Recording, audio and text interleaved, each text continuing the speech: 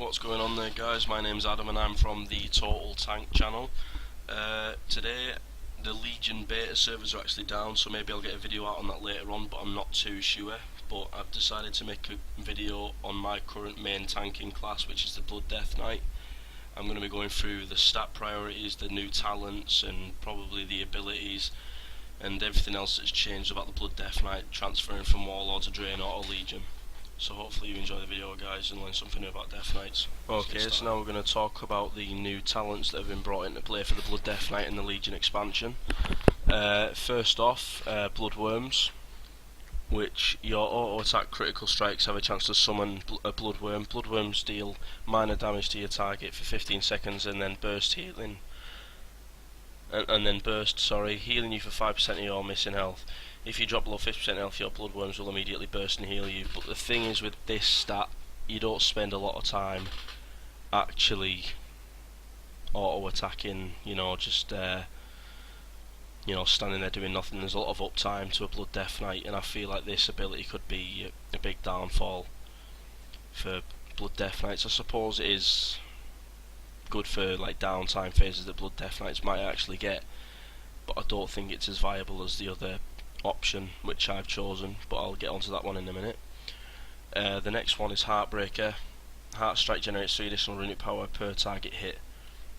That's okay because it kind of gives you more runic power to spend with your abilities and stuff like that, but again I don't think it's as viable as Blood Drinker, which drains 92,415 health from the target over 3 seconds, which actually depends on your critical strike, I think, and possibly your mastery. I'm not too sure yet, I haven't played with it enough to know that, but I think that's how it's done, because people with higher gear tend to drain more. You can also move, parry and dodge, and use other defensive abilities while channeling this ability, so it's a really good defensive ability because you can use a mitigation spell, but you can also heal yourself from the target and actually do damage to the target as well. So for me, for the first tier, that is the most viable option, and it fits in really well with the playstyle as well. For the second tier, you've got Rapid Decomposition, which I've chosen. Your Death and Decay deals damage 50% more often, and while you're in your Death and Decay,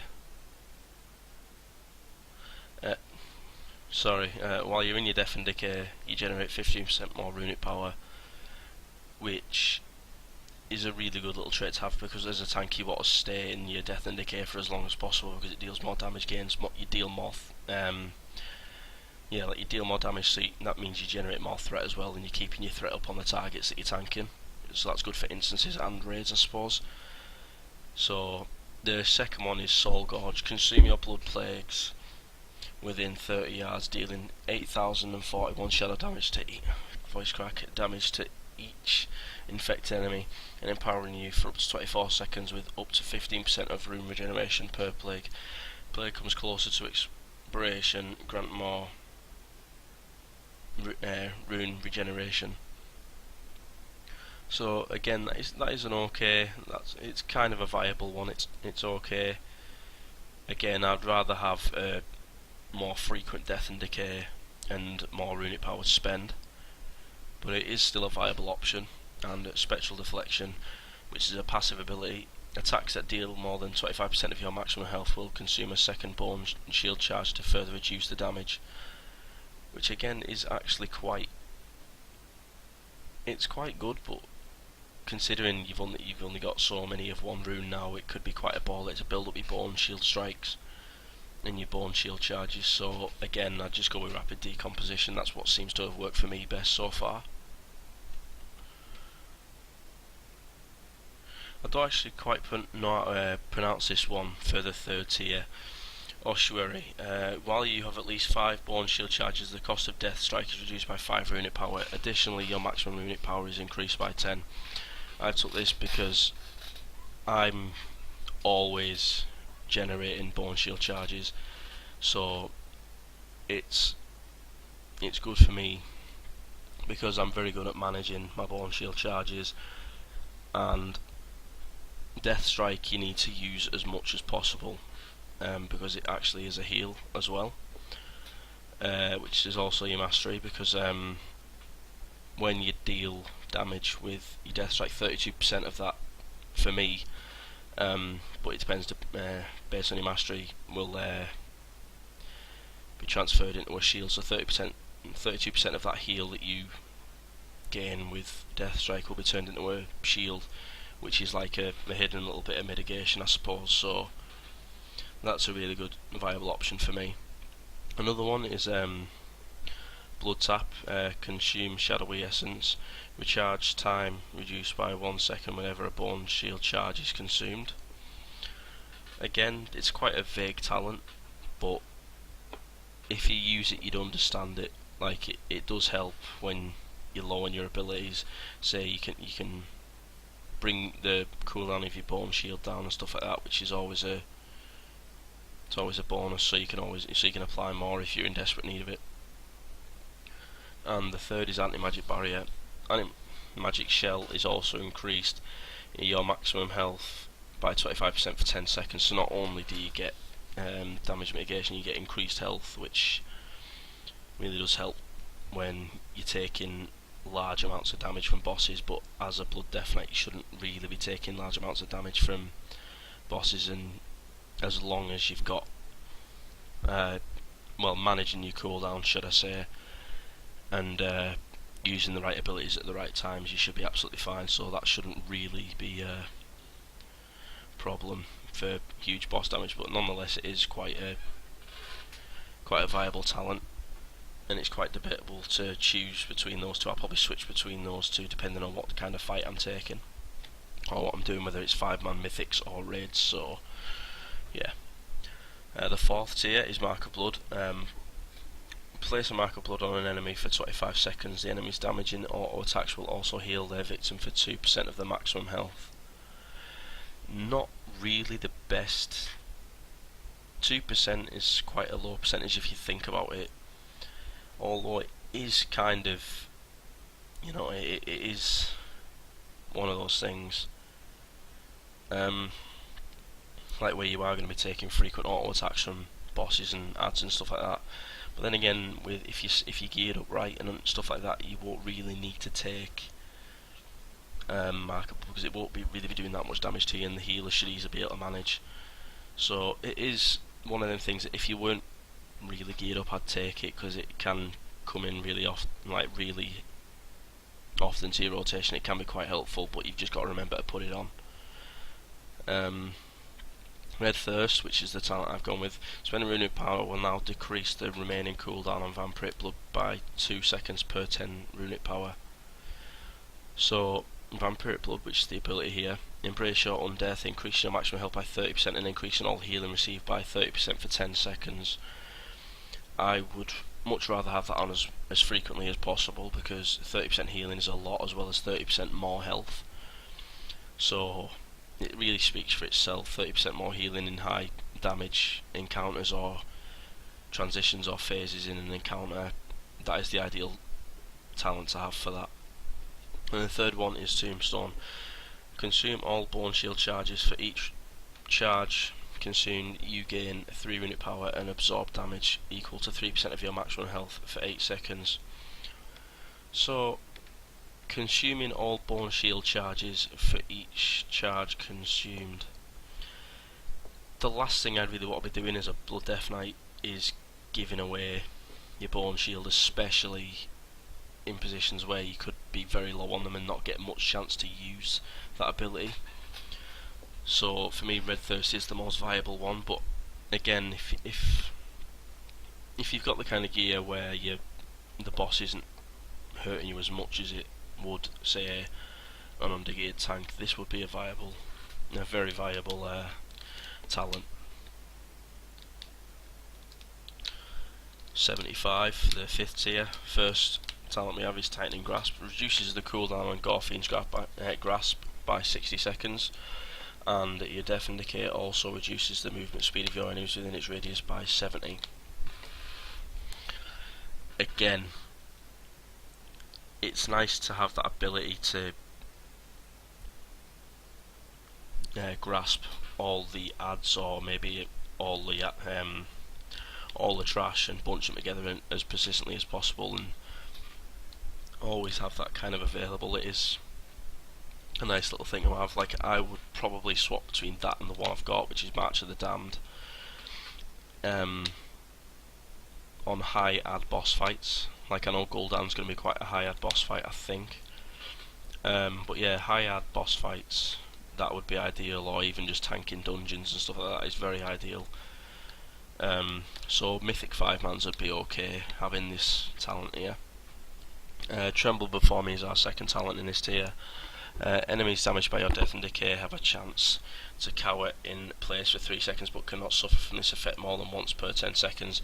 Damage may cancel the effect, so it's basically pointless, because if they're damaged by your death and decay, you're going to be tanking in there, and a lot of your abilities as a Blood Death Knight tank are AoE. So if you're tanking mobs, because it's not really going to work on a boss, if you're tanking mobs, this is kind of pointless, because you want all of your ads to be in the same vicinity. You want them all to be in death and decay, so they're all taking damage, you're gaining your threat. But again, it could be useful for stuff like trash with high damaging spellcasters where it can interrupt the spellcast. So I see how it could be a beneficial one, but I don't see it as more beneficial as Tightening Grasp or March of the Damned. So, March of the Damned. Wraith Walk lasts 50% longer and breaks stun, snare and root effects when cast. So, I do like this talent because not only does it speed you up, so it can help you in positions where you have to move quickly out of a boss's damage, AoE or something like that, or a frontal cone, but it also helps if you're slowed, where you can break it and then get back to your usual kind of ways of tanking, really. And it is cancelable, so it doesn't actually have to go its full duration, so you're not going to lose any threat or anything like that. You can cancel this effect. But yeah, that and Tightening Grasp I would say are the most beneficial for this tier, and I'd probably swap between the two depending on what I'm doing in Legion. Right, level 90 talent tier. Wilt of the Necropolis. Damage taken below 35% health is reduced by 20.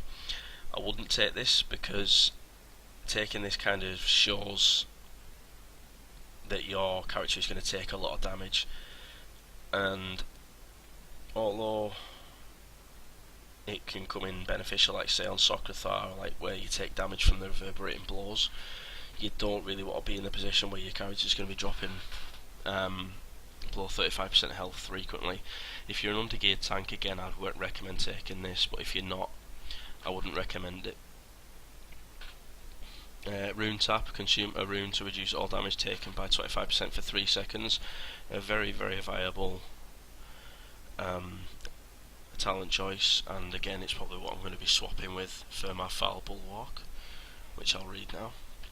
Foul Bulwark, each charge of Bone Shield increase your maximum health by 2, so not only do you have more armor, you also have more health, making you increasingly harder to kill. Sometimes it can make you harder to heal depending on the healer's ability, but your self-heal should be enough to compensate for that. So that is also a very viable talent which I've chosen at the moment.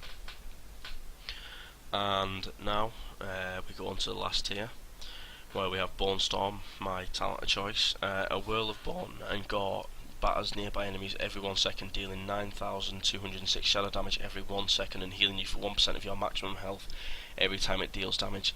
Lasts 1 sec per 10 runic power spent. So this can come in very handy on ad fights. It can even come in very handy with bosses, because not only are you dealing damage, you're healing yourself, and the healers will be healing you anyway. So as for the rest of them that do that kind of thing in this talent spec which you've looked at, this one is by far for me the more beneficial one, because it's a much stronger ability.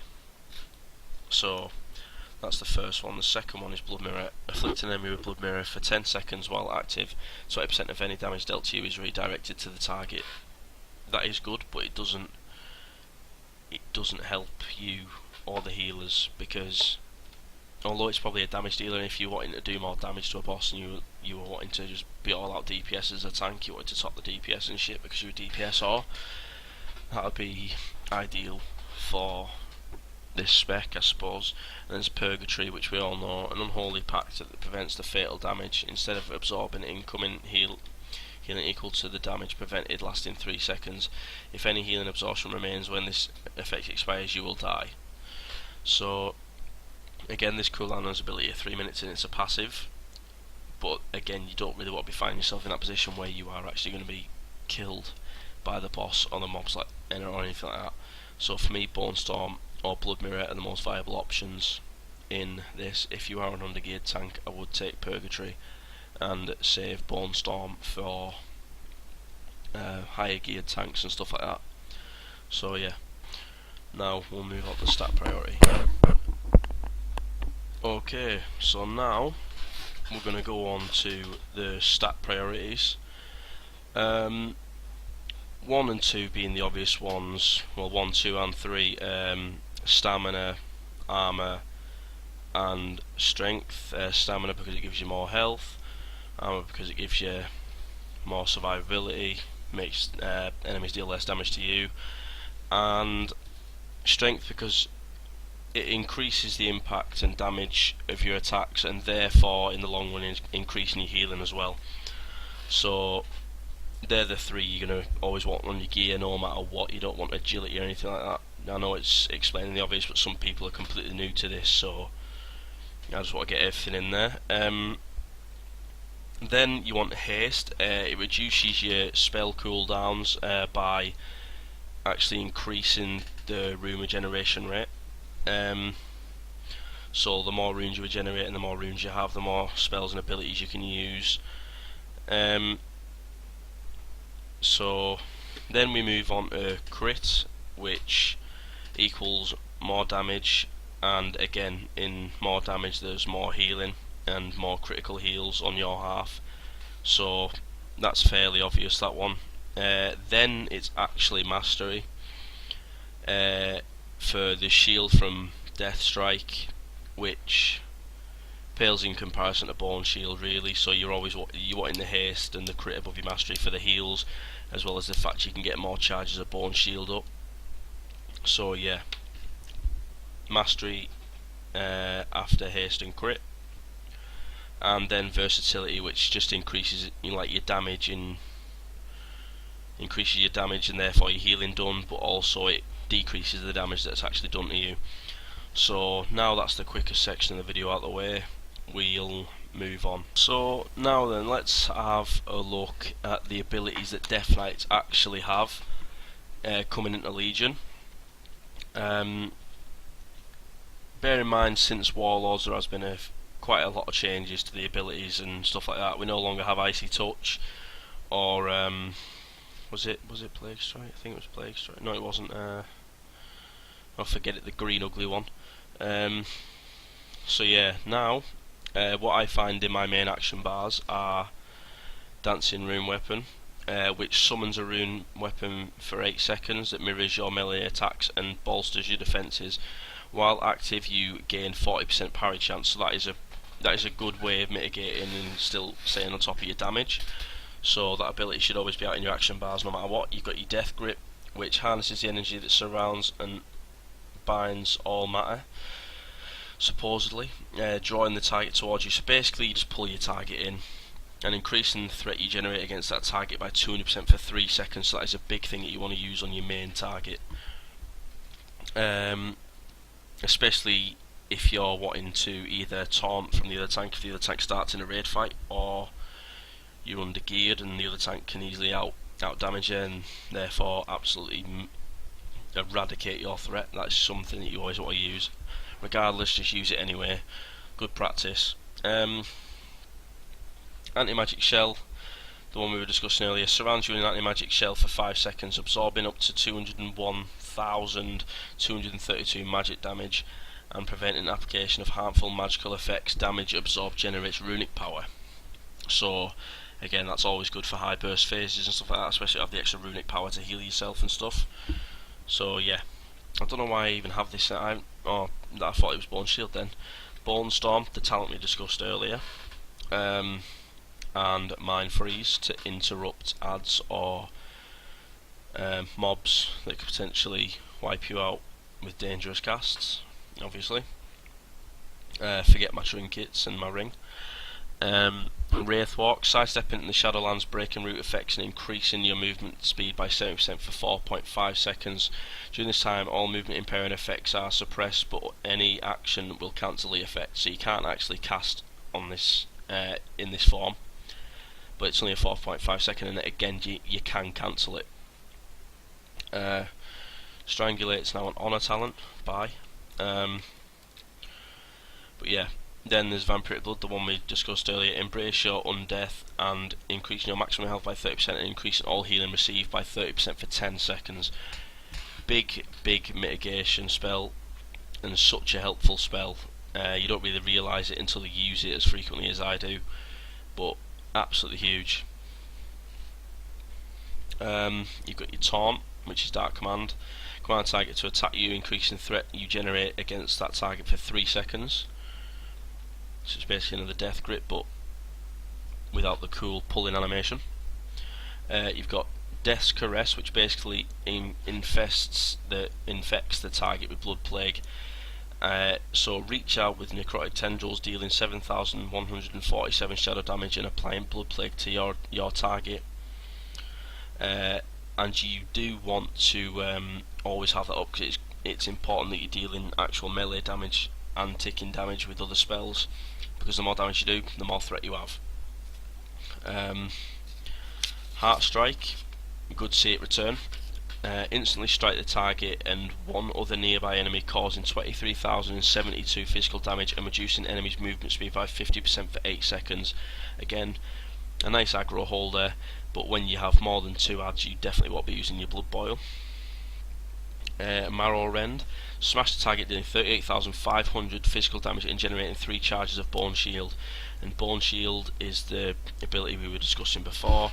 Surrounds you with a barrier of whirling bones, reducing all damage you take by 20% and increasing your haste by 10%. Each damaging attack consumes a charge, lasts 30 seconds or until all charges are consumed. So that is the ability you constantly need to be smacking to generate your Bone Shield. Death Strike focuses dark power into a strike that deals 46,161 physical damage and heals you for 20% of all damage taken in the last 5 seconds, minimum of 10% of maximum health. So again, all these numbers that I'm reading here, they will vary from depending on gear and stuff like that. So higher than me, the numbers will be higher; lower than me, the numbers will be lower, and vice. And like, you get the idea. Blood Boil deals 30,824 shadow damage and infects all enemies within 10 yards with Blood Plague. And Blood Plague is the one that is actually applied by Death's Caress.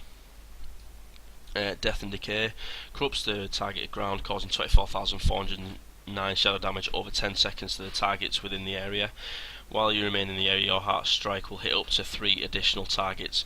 So using that whilst you're studying that, using Heart Strike while you're studying Death and Decay will actually be a very good threat generator, because you are hitting more targets with it, so you want to be spamming Blood Boil and Heart Strike while you are in your Death and Decay. And then there's a talent, Blood Drinker, which I also spoke about before, drains 92,415 health from a target over 3 seconds. You can move, parry, dodge and use other defensive abilities while channeling this ability, but you cannot use another offensive ability. That is a big no. And Gorfiend's Grasp, shadowy tendrils coil all around enemies within 20 yards of a hostile or friendly target, pulling them to the target's location. So yeah, that's the main abilities now for a Blood Death Knight tank, guys. And I may do a little demonstration of what these abilities do. So now I'm going to show you how these abilities actually work on training dummies. To give you a realistic kind of idea about how much damage they actually do. I'm not sure if this is actually the right kind of target for this, to be honest, because I don't know if they've upgraded it or not. But anyway, I'm going to show you what the abilities do. So when you start a fight, you always want to start off with a Death and Decay, taunting your main target, Gorfiend's Grasp in the adds, Death's Caress on the main target, have a Blood Boil, because then, as you can hopefully see, it's spread to the rest of the targets. And whilst doing all this, if you'd like to Heart Strike, but also spamming your marrow ring, because as you can see up in the top corner now, I've got 6 stacks of bone shield, which is always important to keep up. So blood boiling and keeping the stacks up. Just throw some spells in there, filler spells like Heart Strike and Blood Boil, because the stacks are actually really high now on my bone shield. Throw another Death and Decay out there. And this is what that spell looks like I was showing you before. Blood Drinker. You're channeling and you're healing yourself for this amount here. So now that that's all charged up, you can pop a defensive and then use your Bone Storm, because the more stacks you have, the more damage you do, I believe. So yeah, that is a basic overview of the Death Knight's abilities and how they work, how you mainly want to tank mobs and stuff like that. So thank you very much indeed for watching, guys. I really hope you enjoyed the guide. If you did, please like, comment and subscribe, because I'm going to be making more and more for different classes. And this has been TotalTank. My name is Adam, and thank you again so very much for watching, and good luck during Legion and tanking. Bye now.